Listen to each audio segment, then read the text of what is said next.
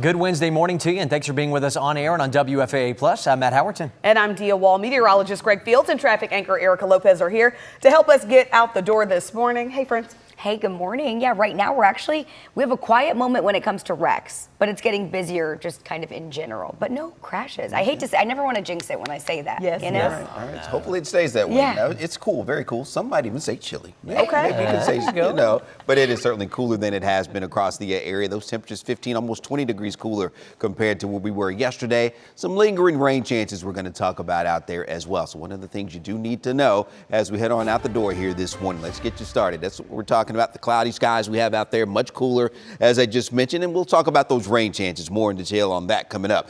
Now, this is going to be a brief cool down, not lasting long. We do start to warm back up, wrapping up the week, heading on into Mother's Day weekend, and that's when those rain chances do return as well, especially on Mother's Day. So Marielle will talk more in detail about that for you coming up here in just a few minutes. But for right now, 57 degrees, taking you out to our studios here in downtown Dallas. Look at those winds. They're gusting up over 20 miles per hour out of the north and northwest. So it's a little brisk and cool heading out the door with those lower 50s. Getting out to Decatur, you're down to 50 right now, 52 in Mineral Wells. Coming into the Metroplex, we'll have those mid and upper 50s there, heading over to Fort Worth at 56 and 58, getting out to Terrell and Canton. So yeah, the jacket and sweater for the kids heading off to the bus stop this morning, and maybe that umbrella as well. We're going to hold on to some low wind rain chances, about a 20% coverage through about midday, and then mostly cloudy skies coming home with those temperatures, though, not getting out of the 60s here this afternoon. All right, we'll have more coming up in just a bit, but now let's get over to Erica, another check on traffic. Greg, thank you so much. Right now, just kind of seeing general volume out here for your traffic impact drive this morning, 635 northbound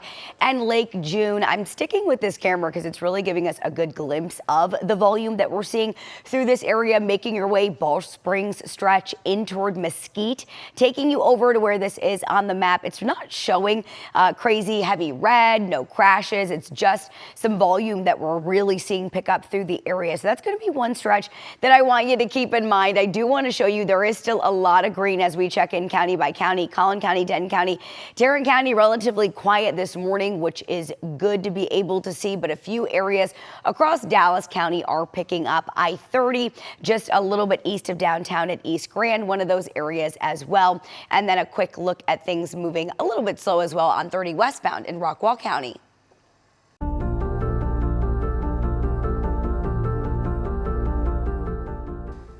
The Wise County Courthouse was lit up in pink overnight, a glowing memorial for Athena Strand.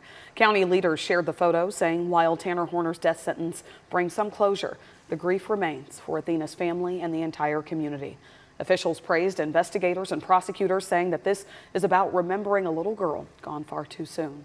This comes after a trial that lasted for a month. The jury handed down that death sentence on yesterday. Senior investigative reporter Tanya Eiserer watched the entire trial from beginning to end and has followed this case since it happened. She joins us now with more expert analysis of what could come next. Yeah, obviously the death penalty process begins. He gets an automatic appeal, and that process could take 10, 15 years, even longer. It's quite a lengthy process, Matt. We want to check in with Natalie Haddad live at the Tarrant County Courthouse for us, just to kind of set the table for us a little bit. Natalie, we're learning that Tanner Horner has already been transferred.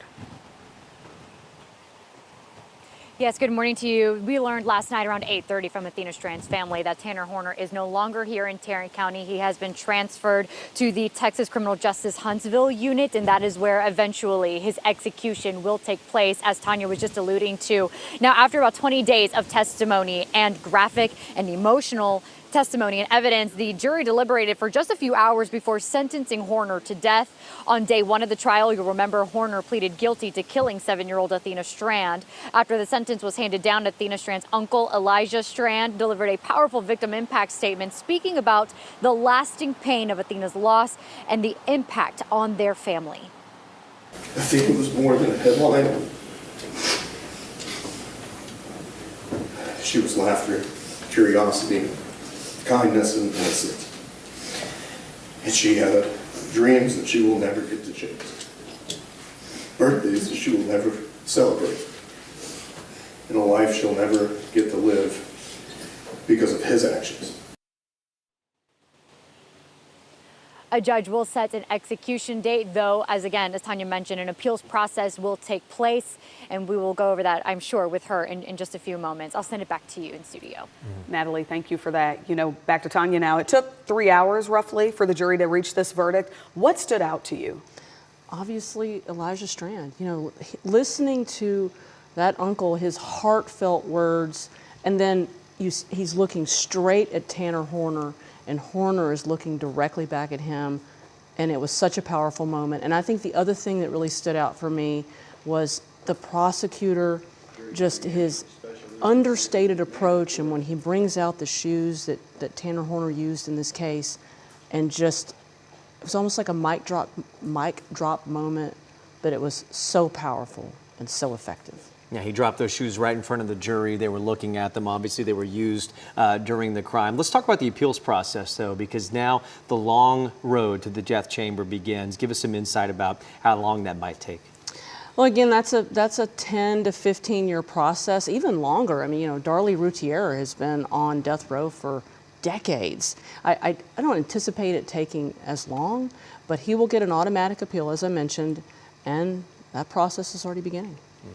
Tanya, thank you so much for leading our coverage through the trial, which lasted, as we mentioned, for a month at this point. You can continue to watch the moment that sentence came down, along with listening to those victim impact statements in full. We've got them for you right now on WFAA+. All right, here's a snapshot of news that you need to see. Plumbing issues at Dallas City Hall led to a big mess inside. Take a look. This video shows water pooling inside offices. In the coming weeks, City Council will consider whether to ditch the historic building or pay up to $1 billion to fix it. They'll also meet today about finances, including how much they can spend on repairing City Hall.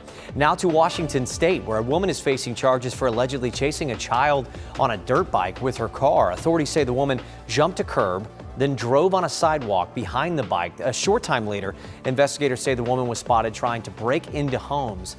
She's now under arrest for driving while under the influence, assault, and trespassing. And taking a live look at the active eruption of the Kilauea volcano from Hawaii. It is quiet now, but lava started bubbling up yesterday. You can see some smoke there, but that's the video that we wanted to show you. Eruptions typically last less than 12 hours, but ash can remain in the air longer depending on the weather. And that's a look at your morning snapshot.